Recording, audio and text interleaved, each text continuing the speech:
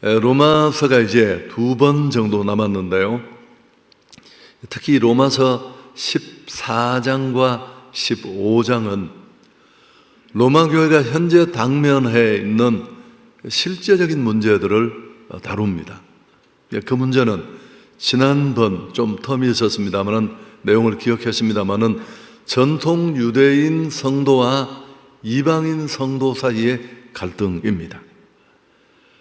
복음 안에 하나가 되었지만 여전히 그들이 자라오고 살아왔던 그 삶의 자리가 많이 다릅니다.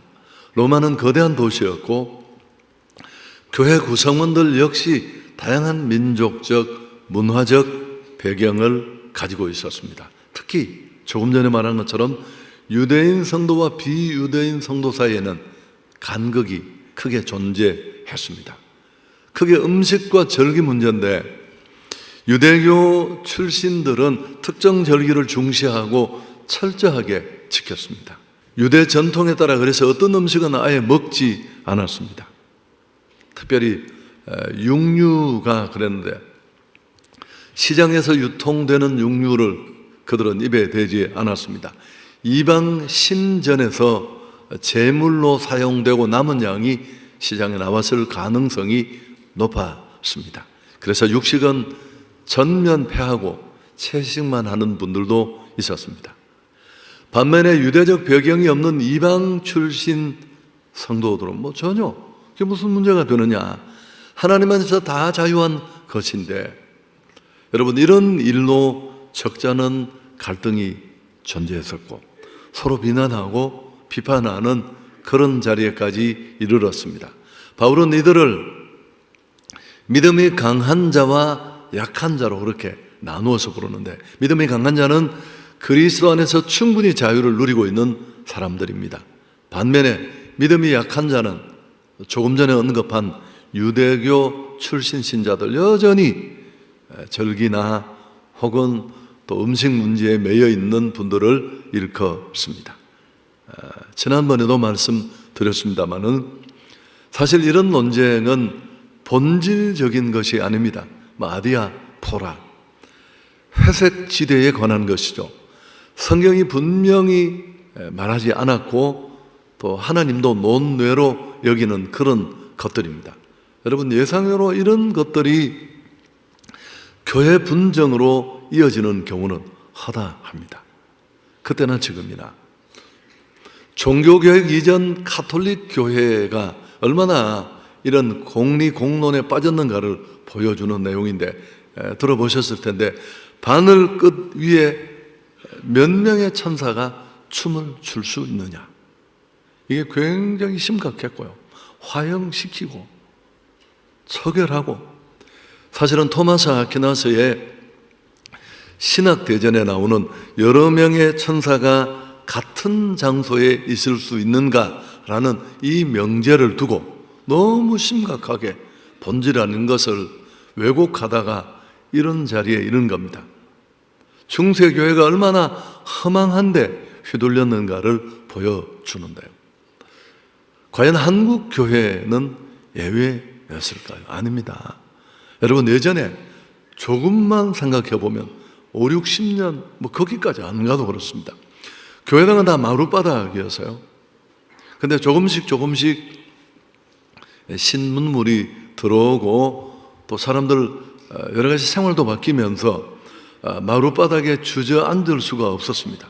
치마의 길이도 짧아지고 등등. 그래서 한켠에서 의자를 드리자는 의견이 나왔습니다. 난리 났습니다. 아니 하나님 앞에 예배를 드리는데 어디 말이야. 여러분 절대 용납할 수 없는 일이었습니다. 그러면서 또 한편에서는 시대에 뒤떨어진다. 이런 각축이 교회를 깨트릴 만큼 많은 분란을 초래했고, 내려진 결론이 진짜 웃깁니다. 교회당 앞쪽은 마루로 놔두고 뒤쪽만 의자를 놓기로 결론을 내린 이런 적도 있었습니다. 지금 생각하면 참 별 희한한 문제를 가지고 다 충돌했다 싶지만, 역사 속에 있었던 일이고 지금도 존재합니다. 바울은 이러한 상황 속에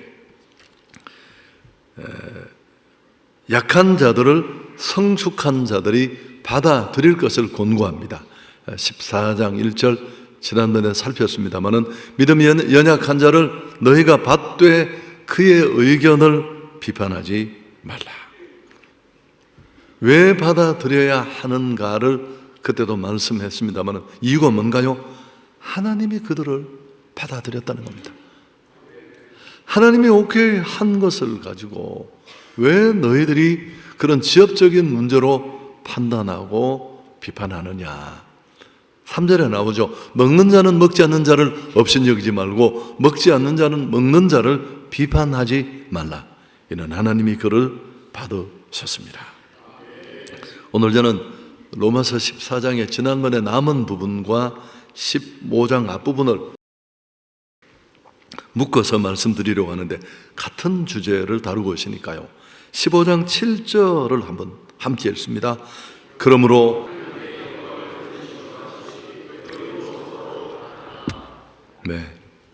그리스도께서 우리를 받아 하나님께 영광을 돌리심과 같이 너희도 서로 받아라. 사실은 4장 13절이 결론적인 내용입니다만은 그런즉 우리가 다시는 서로 비판하지 말고 도리어 부딪힐 것이나 거칠 것을 형제 앞에 두지 아니하도록 주의하라.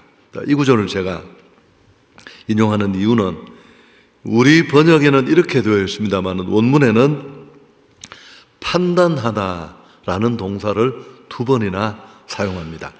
그대로 설명을 하면 그러므로 서로 판단하는 것을 그치고 오히려 이 간단한 판단을 내리라.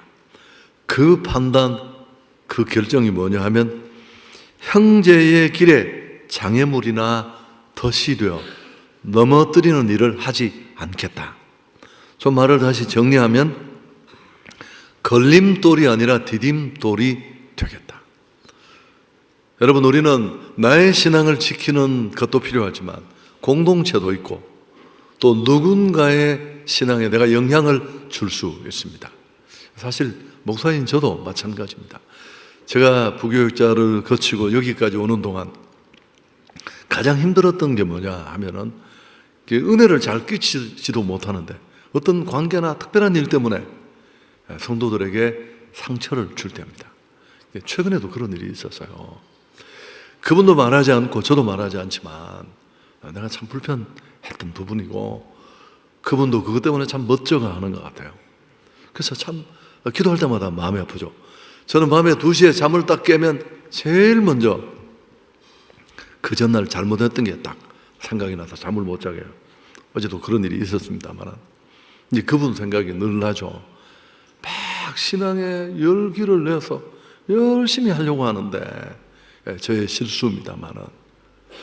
그래서 우리가 오늘 이 로마서 2장의 내용들을 받으면서 역시 결론에도 그런 결심이 있어야 되겠지만 하나님 정말 걸림돌이 아니라 나는 또 누군가를 세우는 디딤돌이 되겠습니다.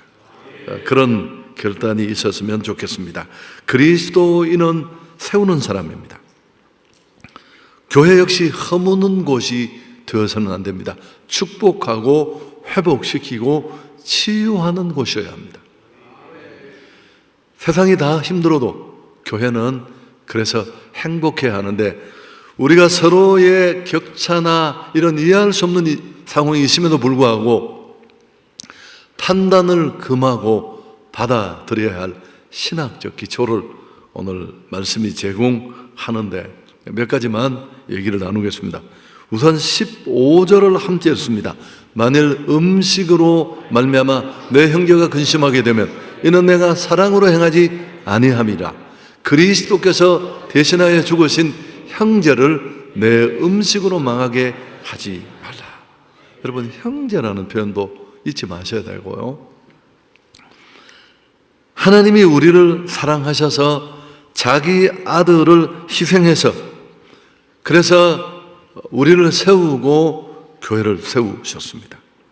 그래서 우리는 그 그리스도의 피 안에서 형제 자매가 되었는데 그런 관계 속에서 서로를 용납하지 못한다면 그건 십자가를 무시하고 거부하는 행위다. 그런 말씀입니다. 그래서 아무리 좋은 취지고 또 이해할 수 있는 상황에서 일어날 그런 충돌이라도 그건 결코 하나님이 인정하실 수 없다. 그런 취지의 내용입니다. 어떤 사역자의 카톡에 적혀있던 문구인데 너무 멋있어서 제가 스크랩을 해두었고 그게 오늘 설교 제목이 되었습니다. 예수님과 죽음을 생각하면 모든 것이 단순해진다. 여러분, 오늘 성찬이 그렇습니다만 내가 얼마나 큰 사랑을 받았고 큰 용서를 받았고 은혜 받은 사람인지 그걸 잊지 않으면 그걸 잊을까 봐 성찬식 하는 겁니다. 예수를 기억하고 기념하라는 건 Remember me, 기억하라는 뜻이거든. 네가 어떤 사랑으로 하나님이 따지지 않고 그냥 덮어주는 그 은혜로 구원을 받았는데 그걸 진짜 생각하고 또 이 찰나의 생명이 끝나고 죽음을 통과하여 심판자 되신 그분 앞에 선다는 생각을 하면 여러분 도대체 뭐가 문제가 되고 또 용서 못할 일이 뭐가 있고 이해 못할 내용이 무엇이 있겠느냐는 그런 뜻입니다. 그리고 또 하나 하나님의 나라를 생각하라는 말씀도 하는데 20절을 역시 함께 읽습니다. 음식으로 말미암아 하나님의 사업을 무너지게 하지 말라. 만물이 다 깨끗하되 거리낌으로 먹는 사람에게는 악한 것이다. 이 음식 문제로 하나님의 사업을 무너지게 하지 마라. 하나님의 사업이 뭘까요? 믿음이 연약한 자 속에서 이루어지는 구원 역사입니다. 한 사람 한 사람이 하나님 나라잖아요. 우리 전체가 하나님 나라이기도 하지만 한 사람이 믿음을 잃어버릴 수 있고 또 어려운 낙심의 자리로 이룰 수 있는 걸 결코 우리가 그 이유를 제공하지 말라는 뜻입니다. 특히 무너지게 하다라는 이 단어는 건물과 관련되어 많이 손상되다 그런 의도로 사용이 되는데요. 조금 더 의미를 부여하면 기독교 공동체 전체를 일컫는 말로 이해하면 좋겠습니다. 여러분, 우리의 이런 의미 없는 충돌과 갈등, 비판, 공격이 결국은 교회 공동체 연합을 깨트린다는 겁니다. 하나님 나라는 비난하는 곳에 세워지지 않습니다.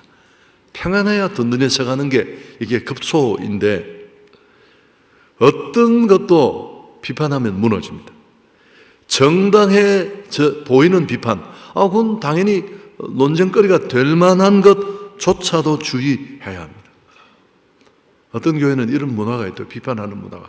여러분, 성경을 잘못 알고 있는 거예요. 스위스의 정신과 의사인 폴 트루니에는 이런 여러 가지 논쟁과 비판에 대해서 그는 얘기합니다. 우리의 비판의 근거는 훌륭하지만 사단은 우리를 자신의 진영에 끌어들이기 위해서 그 비판을 이용한다. 여러분, 이건 너무너무 중요한 말이에요. 그 정도 충분히 논쟁할 만하네. 그건 따져야 되겠네 싶은 문제조차도 우리가 딱 비판의 자리에 들어가면 사단은 이 비판을 왜곡시키고 결국은 그 비판을 이용해서 공동체 전체가 심각한 손상을 했고, 근데 무슨 비판하는 걸 자유롭게 한다고요. 여러분, 그 옳은 근거를 가진 비판조차도 논쟁으로 이어지면 결국 그 논쟁에 사단이 개입하게 되고 감정이 걸리고 결국은 정말 우리의 공공의 적인 그리스도인의 사단의 미혹에 넘어가는 그런 결과를 초래합니다. 분쟁하고 따지면 무너집니다. 예수님의 지적도 있습니다만 제가 이 얘기를 곧잘 했는데 우리 신문 중에 굉장히 진보적인 신문이 있었습니다. 내가 이름은 말하지 않겠습니다. 여러분, 언론의 기능은 비판적 기능이지만 그러나 국민이 균형을 잃을 만큼 무조건 까고 부시고 지금 거의 영향력이 없어졌습니다. 제가 이름을 말하지 않아요. 예전에 대단했었어요, 그 신문. 지금은 구독하는 사람, 신문을 구독하는 시대는 아닙니다만 거의 영향력이 없습니다. 소셜 네트워크의 대표 주자인 페북이 이제 20주년을 맞습니다. 사실은 2004년 2월에 세상을 더욱 개방하고 연결되게 하자라는 취지 아래 이 마크 저커버그가 하버드 대학생들을 대상으로 먼저 서비스를 시작했습니다. 여러분, 무려 29억 8천만 명이 이 서비스를 이용합니다. 어마어마한 영향력이 있습니다. 페북의 성공 요인은 개방성, 오픈 플랫폼, 스마트폰의 보급 이런 요인들이 중요한 주목할 요인입니다만 그 중에 또 한 가지 요인을 지적하는 경우가 그게 뭐냐면 좋아요라는 기능입니다. 라이크만 있지 싫어요가 없어요. 여러분, 우리 안에 죄성은 무엇든지 뒤집고 파고 비판하고 그러고 싶은 욕구가 충만해요. 하나님 나라에서는 더더욱 그렇습니다. 사소한 문제, 본질 아닌 것을 따지고 분쟁하다가 하나님 나라 전체에 타격을 줄 수 있습니다. 미국의 한 한인교회는 오랫동안 많은 이민교회와는 다르게 화목한 교회로 분열 없이 지내고 있는데요. 그 교회 주보에는 오랫동안 정기적으로 게재해 놓은 글이 있습니다. 그 글의 내용을 잠깐 소개한다면 우리는 주 안에 형제자매를 원망하거나 미워하지 않습니다. 첫째, 하나님이 두렵기 때문입니다. 둘째, 나도 허물과 죄가 있는 사람이기 때문입니다. 셋째, 그 사람도 주 안에서 잘 되어야 하기 때문입니다. 넷째, 이러한 나의 중심을 살피시는 하나님이 나와 내 자손에게 복을 주실 것을 믿기 때문입니다. 자, 그럼 바울은 왜 이렇게 무려 로마서의 2장을 할애해서 로마 교회 당면 문제이기도 했지만 심각하게 어떤 이유로든 교회 하나됨을 무너뜨리는 걸 공격하고 있을까? 여러분, 하나됨은 복음의 중심에 있습니다. 우리조차 하나 되지 못하다면 세상은 하나님을 볼 수 없습니다. 더 나아가서 교회가 하나됨을 잃어버리면 복음 전도의 중요한 키를 상실해요.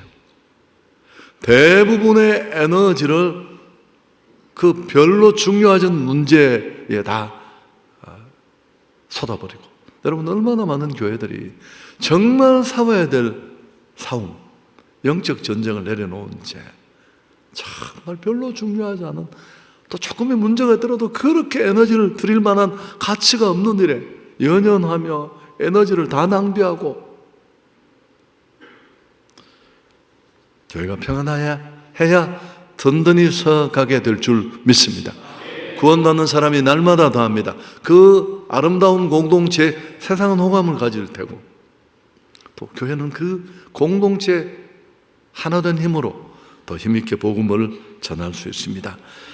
바울은 로마 교회를 빨리 방문하고 싶었습니다. 편지 쓴 이유죠.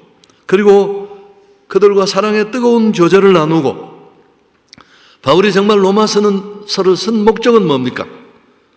스페인과 그 너머 지역까지 자신과 함께 복음을 전하는 복음의 파트너로 로마 교회를 사용하고 싶었습니다. 2000년이 지난 지금 세상은 많이 변했습니다. 그러나 여전히 우리는 문제 아래에 있습니다. 무슨 주초 문제? 여러분, 술을 먹고 담배를 피우는 일은 바람직한 일은 아니지만 그건 그렇게 심각한 문제는 아니에요. 형제 미워하는 게 어쩌면 더 잘못일 수 있고요. 또 교회에서 누가 봉사자들이 사례를 받느냐 받지 않느냐, 저는 교회의 사정이나 형편에 따르면 좋을 것 같아요. 왜 한국의 큰 교회는 보수 없이 다 섬기는데 왜 그러느냐? 여러분, 그게 그렇게 심각한 문제는 저는 아니라고 생각합니다. 등등등 많습니다. 오늘 말씀을 통해 관대함과 사랑을 우리가 배웠으면 좋겠습니다. 신학자 루퍼투스 멜데니우스의 얘기를 지난번에도 인용했습니다. 본질적인 것에는 일치를, 비본질적인 것에는 자유를, 그리고 모든 것에는 사랑을. 어느 사역자의 카톡에 적힌 문구를 다시 한번 보여드리겠습니다. 예수님과 죽음을 생각하면 모든 것이 단순해집니다. 오늘 그 죽으심의 의미를 곱씹는 예식이 바로 성찬식이었습니다. 형제를 형제로, 자매를 자매로 보는 뜨거운 사랑 가운데 우리가 정말 온 공동체가 행복한 공동체로 하나 된 그 힘으로 힘껏 달려갔으면 좋겠습니다. 하나님께 영광을 돌리겠습니다.